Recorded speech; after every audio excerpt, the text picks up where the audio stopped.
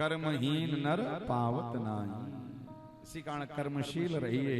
श्रीमद् भागवत में भी लिखा है कि भैया अच्छे कामों को करने के लिए धन की जरूरत नहीं, अच्छे कामों को करने के लिए मन की जरूरत रहती है, अच्छे संकल्प की जरूरत रहती है। और जब आप अच्छा संकल्प लेते हैं ना तो भगवान धन की व्यवस्था अपने आप कर देते हैं। क्या? अब जैसे हमारे दुबे जी ने कथा का आयोजन करा रहे हैं, तो अब कैसे होगा, क्या होगा, कब होगा, जब इन्होंने शुरुआत की होगी तब इनको भी नहीं पता रहा, बस ये तो लग गए थे।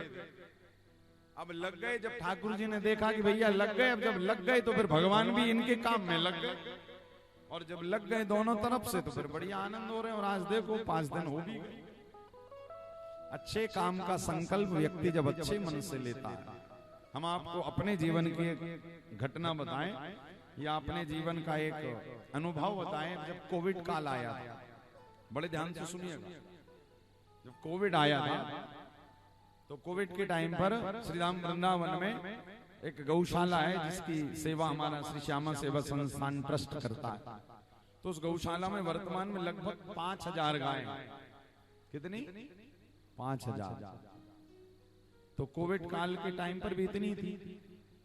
तो हम वृंदावन में कथा कह रहे थे, और उस समय पर कथाओं में ज्यादा गैदरिंग होती नहीं थी, भीड़ भाड़ नहीं आती थी, ऐसे ही कैमरा लगकर तो चैनल पर कथा हो रही थी। अब जब चैनल पर कथा हो रही थी तो हमने कहा चलो भैया सब लोग कोविड में सबकी सेवा कर रहे हैं, कोई किसी को भंडारा खिला रहा है, कोई भोजन करा रहा है, कोई दवाइयों की सेवा कर रहा है, तो हमने सोचा हम भी वृंदावन में कुछ करना चाहिए। तो हम भी वृंदावन में घूमते हुए हमने कहा चलो कहाँ जाएं, तो एक गौशाला पर हमने कहा चलो गौशाला चलते हैं। अब देखिएगा ठाकुर जी कैसे मदद करते हैं। अब हम जब गौशाला गए तो गौशाला का जो जैसे ही दरवाजा था, गेट था, तो गौशाला में एंट्री की तो वहां पर 15-20 गाय बंधी हुई, और उसी में बाउंड्री के पीछे और ज्यादा गाय थी। तो हमने वहां के सेवकों से कहा, हमने कहा भैया सेवा ठीक ठाक चल रही? बोले महाराज क्या बताएं, कोविड में कोई यात्री आ नहीं रहा है, खाने तक की व्यवस्था नहीं है गायों की। हमने कहा कितनी है? बोले ये सामने है, कुछ पीछे बंधी। उन्होंने कहा कुछ पीछे बंधी। हमने कहा होंगी 2-4-10। हमने कहा चलो कल से इनकी सेवा हम भिजवाएंगे। अब जैसे ही हमने संकल्प लिया कि भैया कल से हम इन गायों की सेवा आपके यहाँ तक भिजवाएंगे। हमने कहा कुल मिलाकर कितनी गायें? तो उन्होंने काउंटिंग बताई। बोले महाराज टोटल 5000 गाय। तो हमने कहा कितनी है? फिर से बोलो। बोले 5000। हमने कहा राम राम 5000 गाय। पहले तो हमें लगा था 20-25 से, फिर 5000। अब संकल्प तो ले लिया था और बड़े भाव से कह भी दिया था कि चिंता मत करो, कल से हम इनकी सेवा भिजवाएंगे। और जैसे ही सुना 5000 तो रात्रि की नींद उड़ गई हमारी। हमने कहा 5000 के लिए चारा, भूसा, गुड़, रोटी कौन लाएगा? और रात्रि को सोए तो नहीं, यही सोचते रहे ठाकुर जी कहाँ फंसवा दिए आप। 2-4-10-20 गाय होती तो संभल भी जाती, 5000 गाय।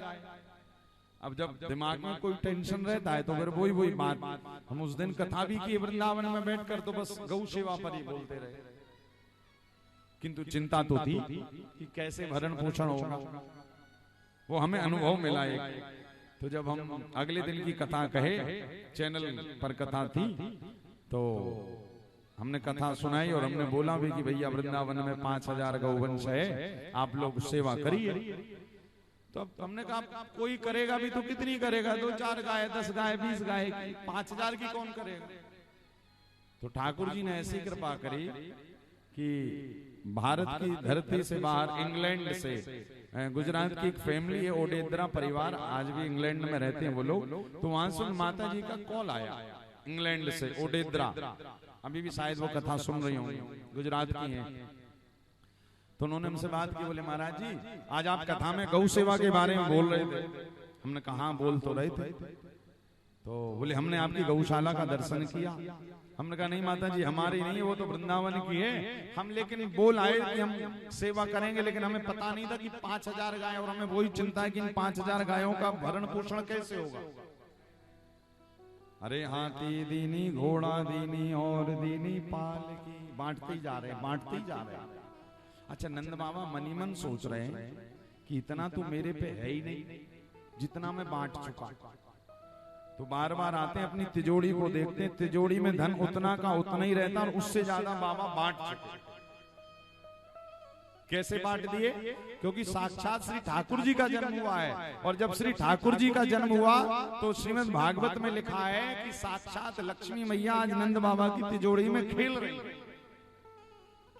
जीवन का सूत्र याद रखिएगा, जब व्यक्ति जीवन में अच्छे कामों में धन को लगाता है, अच्छे कामों में शरीर को लगाता है, तो फिर में घर पे रखा हुआ धन वैसे ही बढ़ता है जैसे आग में कपूर डालने के बाद आग भड़कती, उसी प्रकार हमारे घर का धन भी अपने आप बढ़ता जाता है। श्रीमद् भागवत में लिखा है, रमा क्रीडन भुनरपहा। रमा यानी लक्ष्मी मैया सोच रही है भैया ठाकुर जी का जन्म हुआ है और कहीं धन के अभाव में नंद बाबा का आनंद कम ना हो जाए। इसी कारण जिस दिन से कन्हैया गोकुल नंद गांव में आए ना, उसी दिन से लक्ष्मी मैया नंद बाबा की तिजोरी में खेलने लगे। और नंद बाबा को अब काऊ बात की चिंता ना है, नंद बाबा तो यही भाव में कि भैया ठाकुर जी का काम ठाकुर जी ही संभालेंगे। आज खूब लुटाए पड़े हैं सारे ब्रजवासियों को, ब्रजवालाओं को, ब्रजांगनाओं को ये बात पता चल गई कि नंद के यहाँ पर लाला भय है। देखिए यहाँ पर तो नंद बाबा बधाई लुटा रहे, और यशोदा मैया क्या कर रही है? यशोदा मैया अपने लाला को पलने में लिटाकर झुला रही है।